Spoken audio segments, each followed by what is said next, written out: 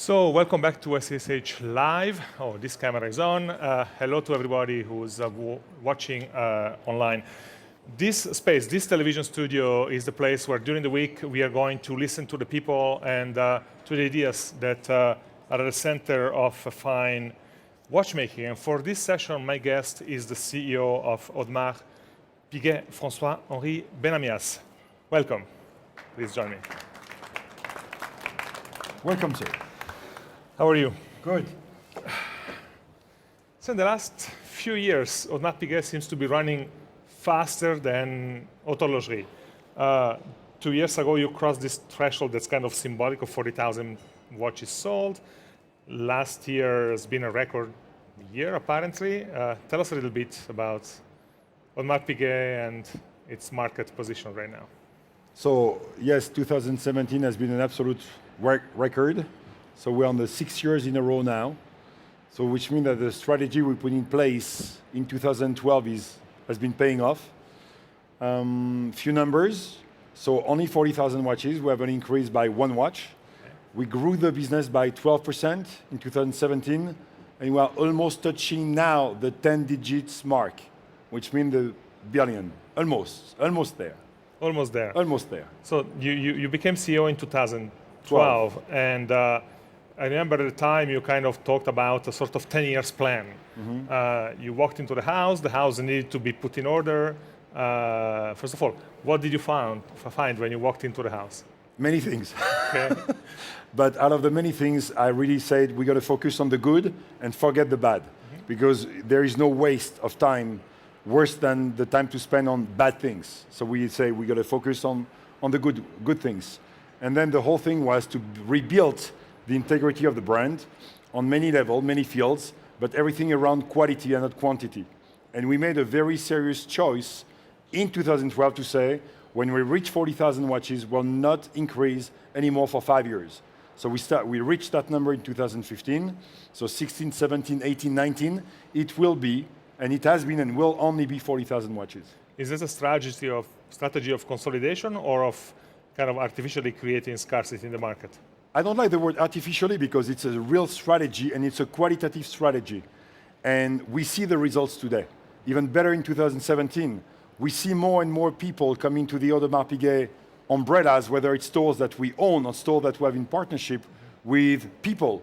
But at the end, people trust the brand. And if you look at the evolution of business today, whether you are in the watch industry, in the car industry, in the food and beverage business, you see that people want more and more the direct connection from the manufacturers or the producer of a product to the end consumer. So you have done a lot of progress in this, transformation over the just 5 or 6 years. Is the fact that Audemars Piguet is one of the rare brands still in the hands of the family, has that given you an advantage in terms of speed, flexibility? Absolutely. Jasmine Audemars herself says it's not the biggest with the smallest today, it's the fastest, but it's the slowest. So we're not going to eat anybody today, not you in particular. But yes, speed is important, speed of decision. One thing that I found when I came to the headquarters was we had 26 committees. We had a lot of meetings everywhere with long hours, and at the end of the meetings, the rule was, so when do we sit down again? Meeting it is. Yes, exactly. So I said, we got to change one thing. No more meetings more than 2 hours. It's forbidden in the company. And if in the first half hour, I don't understand exactly what the whole thing is about, the meeting is over. Canceled. So, and the decision process has to be quick. And making it quick doesn't mean that we're going to make mistakes or not. We're going to save, and we're going to be perfectly safe. But the goal in today's world is not to be safe. The goal in today's world is take your decision, move. We might not succeed at everything, but we will not doubt on the way we go there. What is the best decision you've taken and the worst decision you've taken since you have been named CEO? The best decision? Bringing people together. It's a decision because when I also came on board, I saw wearing the same jersey with Audemars Piguet, I saw an orange team, black team, blue team, yellow team, white team. It's unbelievable because it's always funny the way people look at departments. So the watchmakers could look at the marketing team saying, yeah, marketing people, they always drink champagne, travel in the best places, and don't work. When the marketing people look at the watchmakers and say, yes, but you're always late on deliveries of your watches, and your watches don't work. So they are from the same team, but they are not from the same team. So the best decision was to put these people together. The worst decision? Must have been some. Not yet, I have to say. Not yet. Not yet. Not yet. Mr. Bennahmias, I'm doubting your humility here. No, not yet. No, because there are bad decisions, but worse means really bad that could affect the integrity of the Let's business. say a mistake you have made. A mistake?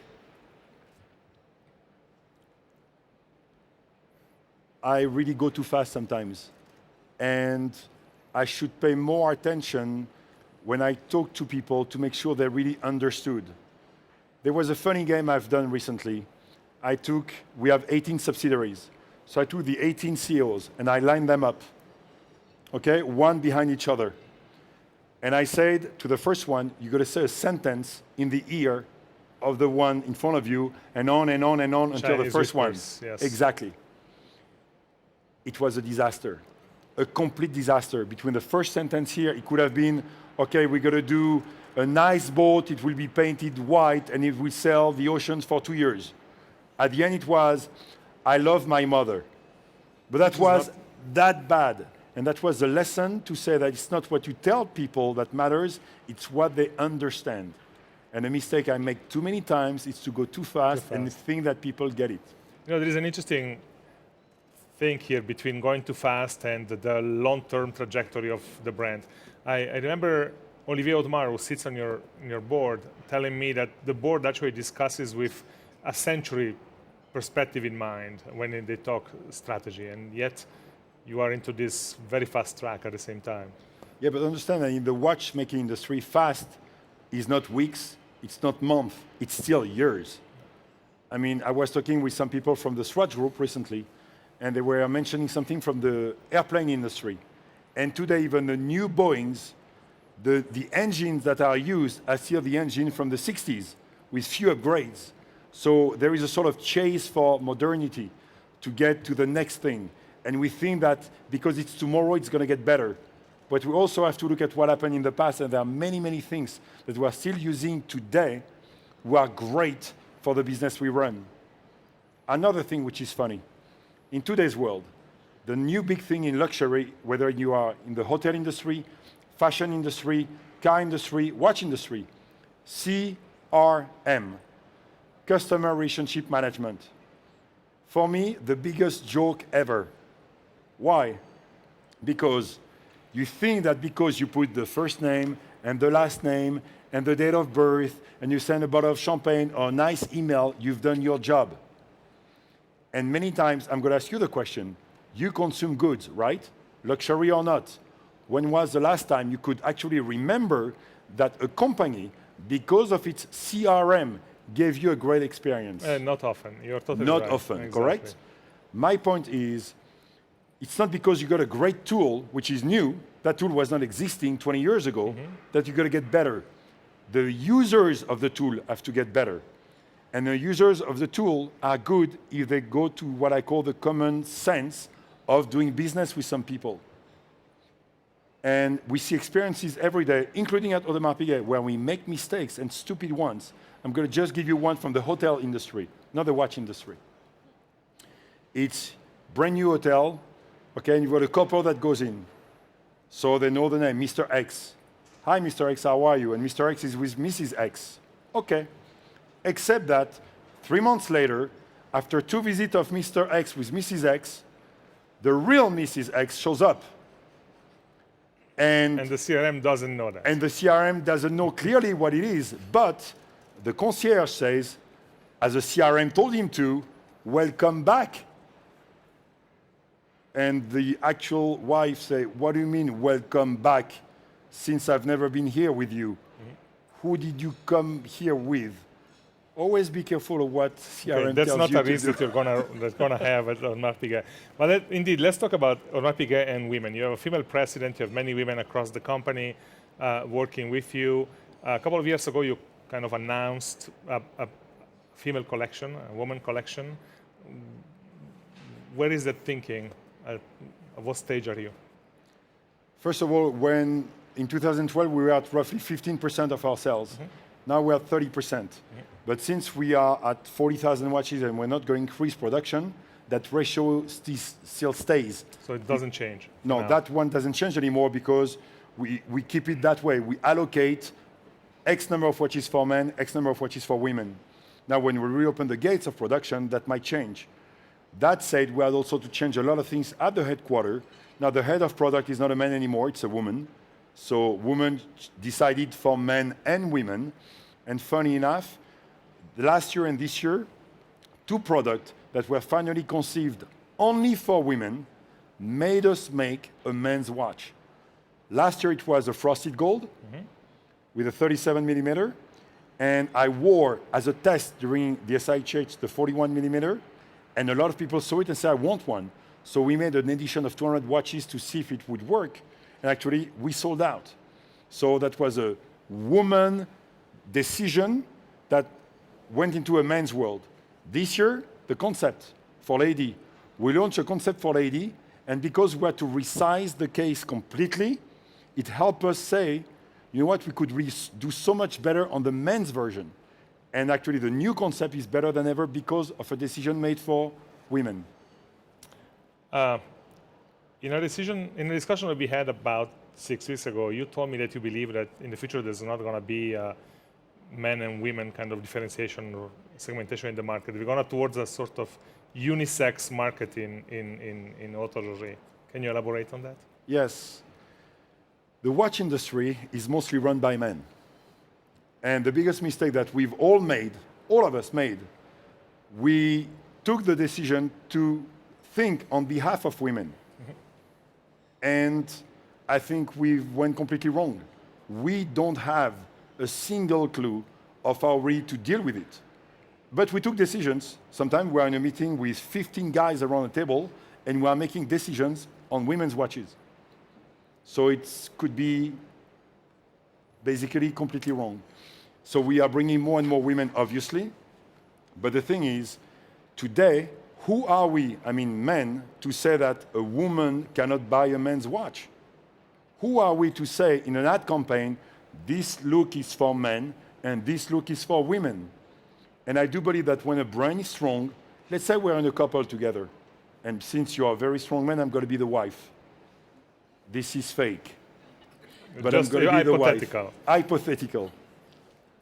If we are together, it means that we share things together, whether it's the pleasure of food, art, travel, sport, anything.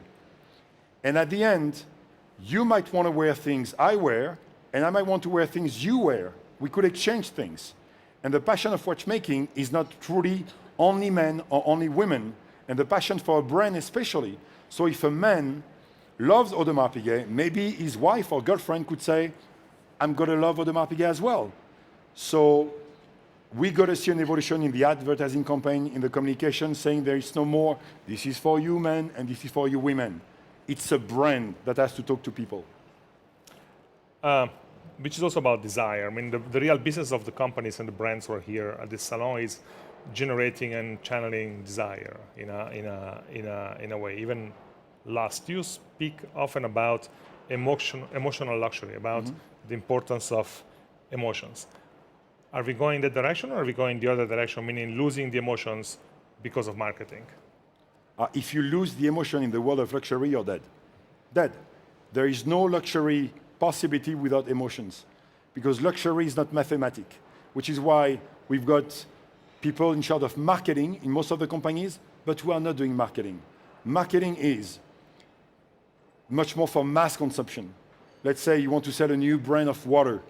Okay, now this is marketing because you spend X millions on TV, on print, on whatever, and you have to see results immediately on the market. Marketing for watchmaking, impossible. We sell a few thousands of watches, and it's impossible to measure exactly between an ad campaign and the result what's a real thing between the two.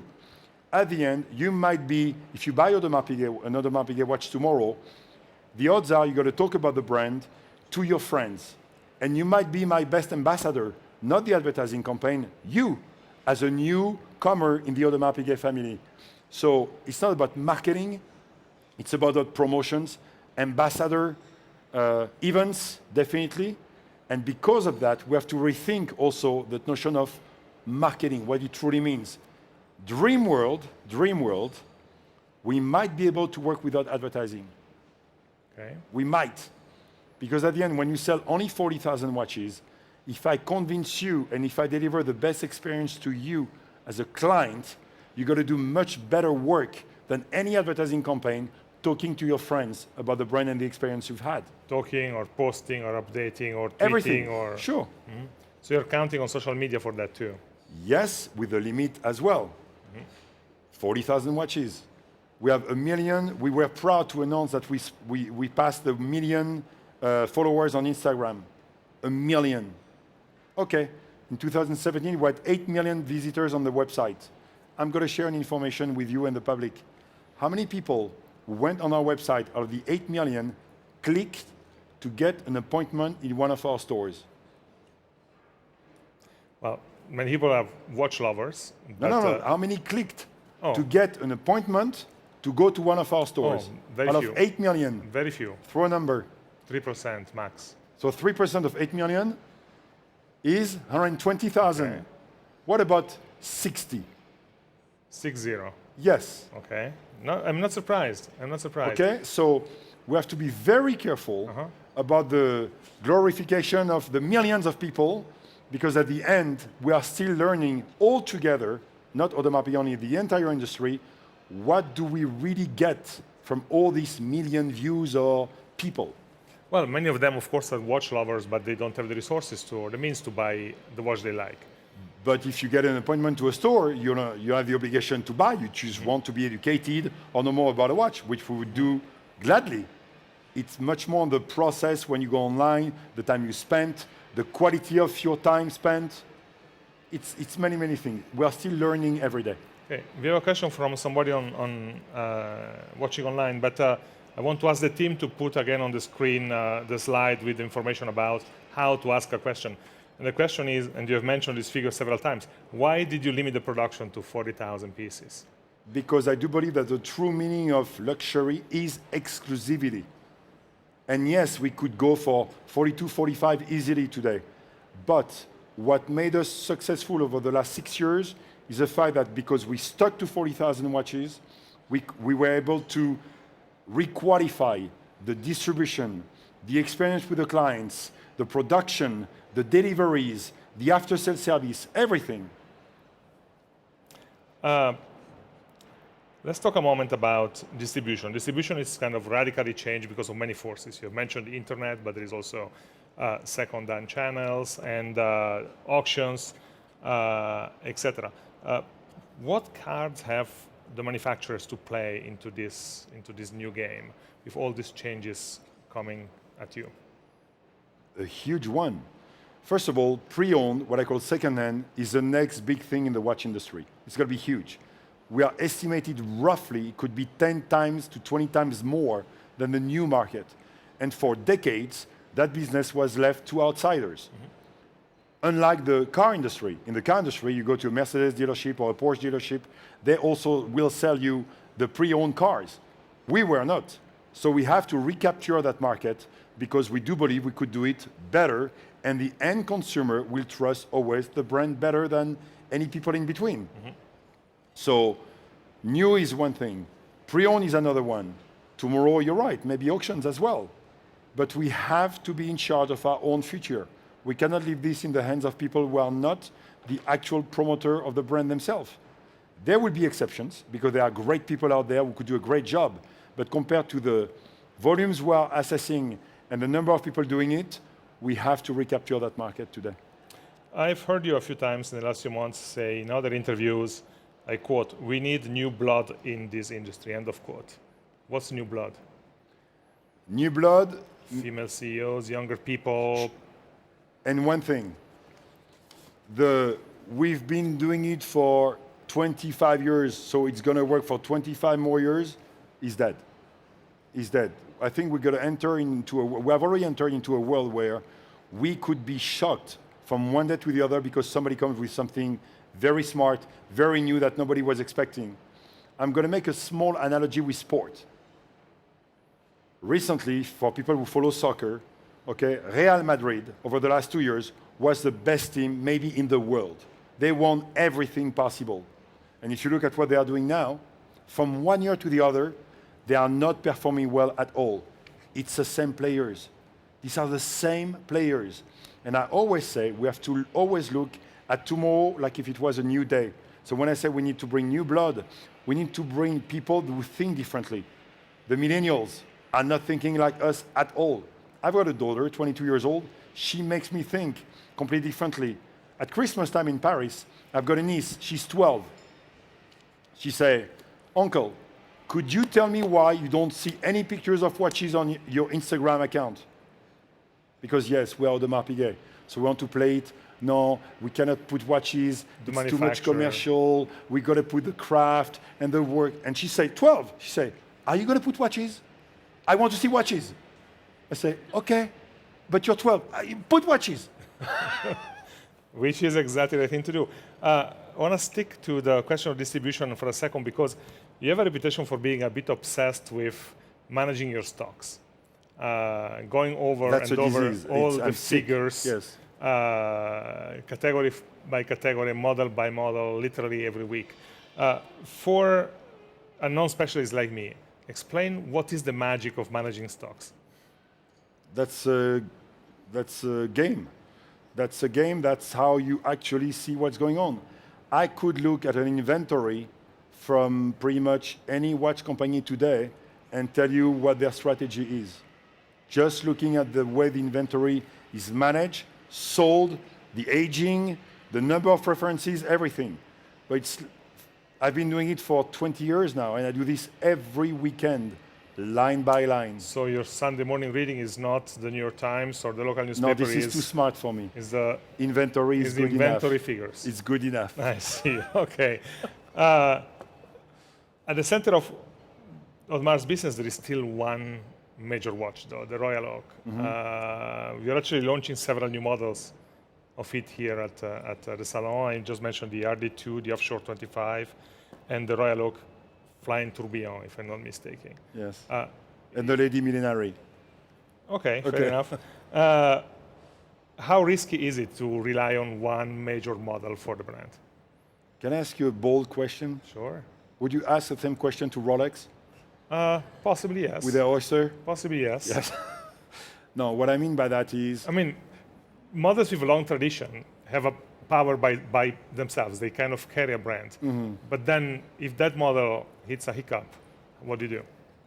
First of all, I do believe that we have great years ahead with the Royal Oak. So I'm not too concerned about that. But I don't know how many people are in the audience right now. I'm going to share a secret with everybody. But I want to tell you before that there are cameras everywhere with face recognition. So if what I'm telling you now it comes out of that room, I will know who said what, just to make it clear. Okay, it's only between us. Yes, but by the SIHH 2019, we will come with a brand new line. Okay. And I think that will make people happy. We will have you here again next year and we'll talk about that. Fine. Absolutely. Let's talk a moment to finish about marketing and particularly about your brand ambassadors and your patronage of the arts.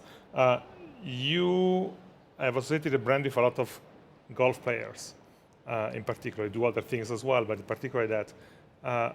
How does golf help the brand? How is it working for you? So first of all, the ambassador started over 20 years ago, Yeah. 20 plus years, and we went to many, many sports. At one point, we were the 6 #1 athletes in their own categories. But if I have to bring clients to an event, I cannot put them on the basketball court with LeBron James, on a soccer field with Lionel Messi, or in front of even a Stan Wawrinka for tennis, or Serena Williams, or in the Formula One.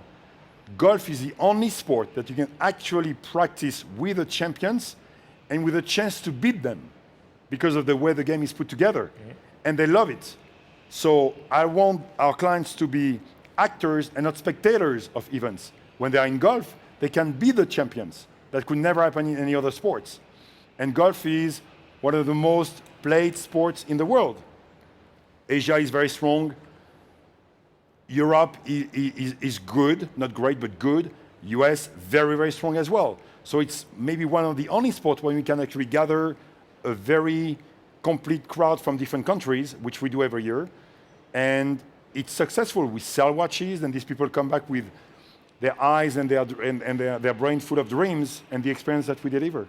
But it's also a very strange game because some players have some successes some years and then kind of they disappear for a year or two and then they come back with a new win.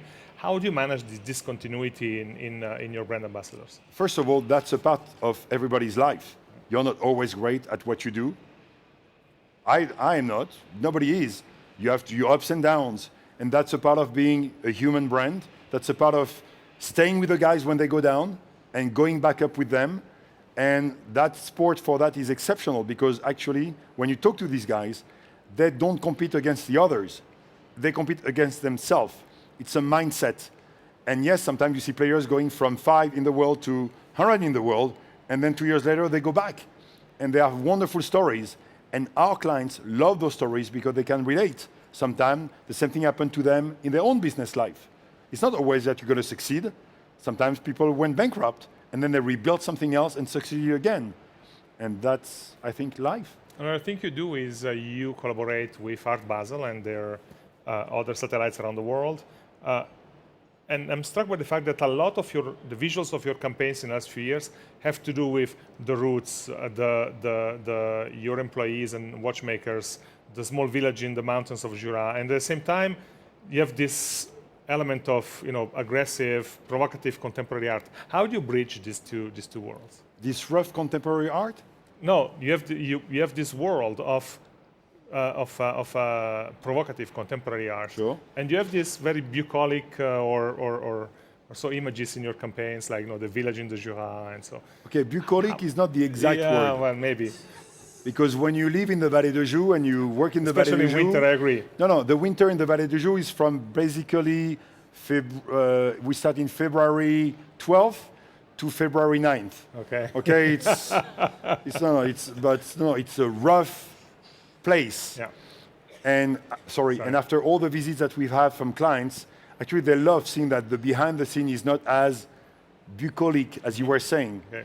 That was the way watchmaking was born there in the Vallée de Joux because they were farmers, and then in the winter they couldn't leave their houses, so their huge farmer hands were becoming soft hands to do small objects at the beginning to trade for food with Geneva and Lausanne.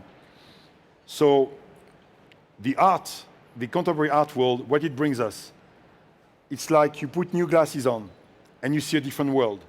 And that has helped us also thinking differently. You know, when you push in your boundaries, in your convictions, and suddenly somebody comes to your world and disrupt the whole thing, you say, you know what? It does open other doors for us to think about what the brand could stand for tomorrow. Yes, we're going to stay true to our DNA. Yes, we're going to stay true to where we come from, but at the end, it's always good to look and think different.